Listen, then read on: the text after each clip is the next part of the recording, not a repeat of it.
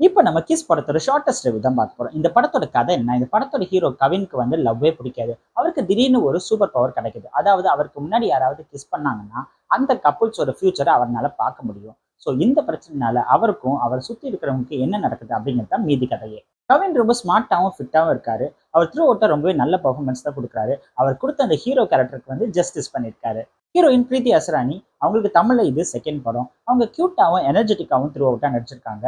நம்ம youth ஜென்ரேஷனோட crush லிஸ்ட்ல சீக்கிரம் சேர்ந்துருவாங்க. ஆர்ஜே விஜயோட ஒன் லைனர் அண்ட் காமெடி வந்து most of the time work out ஆயிருக்கு. இந்த படத்துக்கு அப்புறம் அவருக்கு நிறைய சான்ஸ் கிடைக்கும். விடிவி கணேஷ் சாரோட ரோல் வந்து இந்த படத்துல ரொம்பவே பிரகாசமா இருந்துச்சுன்னு சொல்லலாம். நார்மலி அவரோட டைலாக்லாம் வந்து டேய் தம்பி, அந்த பையன் ரொம்ப டேஞ்சர் போலி அந்த மாதிரி சொல்லிட்டு இருப்பாரு. பட் இந்த படத்துல அவரோட 75% ஆஃப் த காமெடி வந்து ரொம்பவே நல்லா ஒர்க் அவுட் ஆயிருந்துச்சு.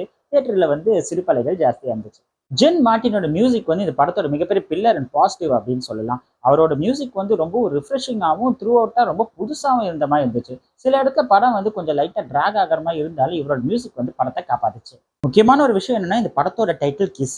அதனால படம் ஒரு கிஸ்ஸாவா இருக்குமா அப்படின்னு ஒரு சில பல பயம் இருக்கதான் செஞ்சுச்சு. பட் ஒரு 4 to 5 இடத்துல வந்து ஒரு டீசென்டான லிப் லாக் இருந்துச்சு. மிச்சப்படி எந்த வல்காரிட்டியும் இந்த படத்துல கிடையாது. ஒரு டீசென்டான UA-13+ படம் தான் இது. தேவயானியை வேற கேஸ்ட் பண்ணியிருக்காங்க. ஏதோ பயங்கரமா வந்து ஒரு யதார்த்தமான ஆக்டிங் காமிக்க போறாங்க போல, எமோஷனலா இருக்கும் போல அப்படின்னு பார்த்தா, அவங்க பாயிண்ட் ஓட்டுன்னு சொல்லிட்டு அப்படியே பாயிண்ட் ஓட்டுன்னு இருந்துட்டாங்க. இந்த படத்தோட டைரக்டர், கொரியோகிராஃபர் சதீஷ். அவருக்கு இதுதான் ஃபர்ஸ்ட் படம். அவர் வந்து ஒரு ஃபேண்டசி எலிமெண்ட்ல காமெடி பிளஸ் எமோஷனல் கனெக்ட் கலந்து ஒரு நல்ல ஸ்கிரிப்டை தான் கொடுத்துருக்காரு. ஃபர்ஸ்ட் ஹாஃபை விட செகண்ட் ஹாஃப்ல தான் வந்து காமெடி பிளஸ் எமோஷன் ரெண்டுமே வந்து எக்ஸ்ட்ராவா ஜாஸ்தியா கனெக்ட் ஆச்சுன்னு சொல்லிட்டு ஒரு ஃபீல் இருந்துச்சு. படத்தோட பிரச்சனை என்னன்னு பாத்தீங்கன்னா, இது ஒரு ஃபேண்டசி படம். ஸோ ஃபேண்டசியாவே இந்த படம் கொண்டு போயிருந்தா இன்னும் சூப்பரா இருந்திருக்குமோ அப்படின்னு தோணுச்சு. அங்கங்க ஃபேண்டசி எலிமெண்ட் இருக்கு. பட் ஸ்டில் என்னன்னா வந்து அந்த ஃபிளாஷ்பேக் சீன்ஸ்லாம் வந்து அவ்வளவா ஒட்டல. ப்ளஸ் வந்து இன்டர்வல் சீன்லேருந்து ஒரு பாயிண்ட்டை நோக்கி தான் படம் வந்து போகும். ஸோ அந்த பாயிண்ட்டை வந்து நோக்கி போகும்போது ஐயோ இதான் நடக்க போகுதுன்னு சொல்லிட்டு அந்த ஃபீல் நமக்கு வரல. நடுவில் வந்து வேற சீன்ஸ், இன்னொரு ஜோடியோட ஸ்டோரியை வேற காமிக்கிறாங்க. அதெல்லாம் வந்து படத்தை வந்து கொஞ்சம் லைட்டா ட்ராக் பண்ணிடுது. ஸோ தேர்ட் ஃபோர்த் கியர்ல வந்து டக்குன்னு போயிட்டு இருந்த படம் டக்குன்னு செகண்ட் கியர் போட்டு ஸ்ட்ரெயிட்டா மெதுவா போக ஆரம்பிச்சிருக்கு.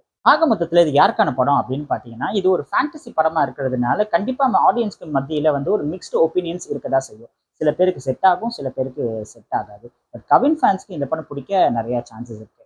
நார்மல் அண்ட் ஃபேமிலி ஆடியன்ஸ்க்கு இப்போ எல்லா படத்துக்குமே இதே டைலாக் தான் சொல்ல வேண்டியதா இருக்கு. Average and one time watchable மூவியா அவங்களுக்கு இருக்கும்.